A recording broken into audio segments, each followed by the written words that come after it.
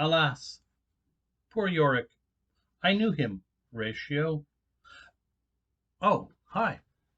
Jacques here from Ottawa Swordplay.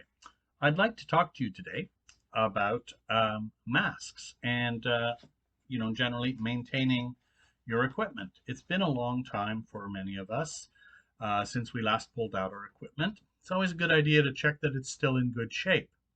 And if, like me, you've been using your equipment for a while, it's probably a good idea to make sure it's still in good condition to use. So here are a few some questions to ask yourself when when you're looking and things to look for in when looking at your trusty fencing masks. First of all, does it still fit properly? The padding on the inside can collapse um, and fall inward. You may shift on your head. This rear thing may, yes, that's the technical term. This rear part may move or be out of alignment or adjustment. That may need a quick tweak. You may find that that the padding is no longer sufficient and that you're doing things like putting in an extra piece of padding in order to make sure that the mask is fitting properly. So if a lot of things seem to be requiring extra adjustment, take a look at your helmet, a good look at it, and ask yourself, is it still in good enough shape to wear safely? Okay, I have a list. So I always have a list. So things you want to inspect on your mask. Let's start with the mesh. Now, is your mesh out of shape? I don't know if you can see it. You should be able to see it. There we are. Notice that right about here, there's a very noticeable dent in my fencing mask. I do recall the Oberhau and the opponent who gave it to me. She delivered a very effective Oberhau. Yeah, I miss fencing so much. So is your mask dented or out of shape? Mine's a little out of round. Or out of oval. It's an old mask. So is it scratched? Mine is definitely scratched, and the scratches have gone through the paint to the point where it's starting to rust. Rust is particularly problematic. It's a very weak point in the mesh overall, and a sword point can easily crack, split, or more pierce your mask at that point. And even if the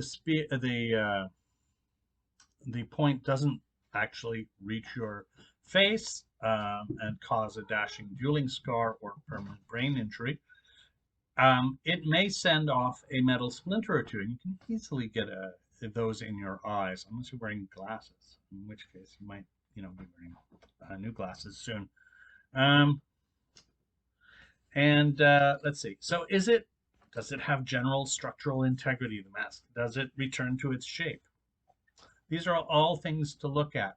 And I would argue you should probably at least do a superficial check of your mask every time you go to the sword hall, and a much more in-depth one weekly, after a hard day of training and sparring, and especially before and after tournaments. Okay. Now, there's the mesh and the general shape I've talked about. Now, the liner. Because rivets are often used to attach the padded liner and the bib to the mesh, you'll want to check those rivets very carefully. As you can see, most of my rivets are still fine, and my liner hasn't detached. So, it's solid. It's not a detachable one. If you have a detachable liner, make sure that that you can still insert it and make sure properly, and that it stays put once it's back in. It shouldn't be falling out. So one more thing to consider when you're buying a mask: do I want the detachable liner or not, or bib or not, to wash it? So you can see. Anyway, back to rivets. These rivets are fine. This one, not so fine. In fact, it's unclear to me now that I even have a rivet here. There's something holding the padding in place. It might be willpower. Two rivets. This one is rusting out as well. And it's not just rusting out the rivet itself. It's also starting to rust out the mesh. So, this mask, even though, when you first saw it, it probably looked okay. It's in pretty rough shape. All right, let me show you something else about this. My favorite mask. I mean, it was my favorite. And still, but it's not safe, I would argue. You can see that this kind of material here that binds, covers a lot of the, here, keep it in camera. This bit of binding material covers a lot of steel and provides a bit of shape. It's starting to deteriorate along the edges and can be easily pulled away. Yet another sign that this mask has done its time, and it's time to retire. One last thing that you might not think about too much is, how's that elastic doing? My elastic isn't. So that means my fencing mask may not be staying in position when I'm fighting. It may start to turn. It may easily shift and end up giving me a lovely waffle print, or another scratch or injury just because it's shifted on my face. So, and finally, the bib. Bib that protects your throat and those arteries and veins and big muscles here. It has to be in really good shape. And of course, you're going to be wearing a gorget underneath, aren't you? All right. Now, this mask looks okay from the outside. Oops, wait, what's this? Yeah, it's time. This one is starting to deteriorate. It's no longer really got much strength or stiffness. These are all things to look for. Check your mask, really, and retire your mask. Why and this is more, no, I shouldn't say more.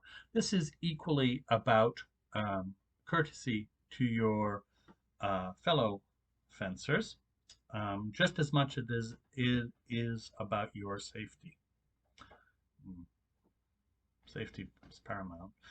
But yeah, don't be discourteous to your fellow fencers, especially in a tournament. The reason I say that with respect to masks is that in many tournaments, you will not allowed to participate with a unsafe equipment, and B, if your equipment breaks during a tournament and you end up receiving a waffle print, or something goes through or under the bib or through the mask, or somehow you get injured, not only will you probably have to withdraw if the injury is serious enough, but in many tournaments, the person causing the injury is also asked to withdraw. Penalizing yourself is one thing with crappy equipment or equipment that's worn out. Don't use it.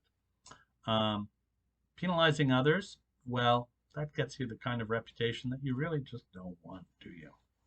So, my advice to you: retire a mask, even if it looks better than this. Remember, the mesh should be integral. should have integrity. It should not be rusted, too dented. The dents can form a weak spot, although the interior padding should be structurally sound and not collapsing or requiring too much additional support, although some is okay. And all the bits and pieces should work properly. Otherwise, the mask isn't going to do its job. And, we don't want that. So, from Jacques at Ottawa Swordplay, a quick check your mask, please. Or, as I should have titled it, I guess, when should I replace my mask? For the answer for this one is right now. Bye. Thanks.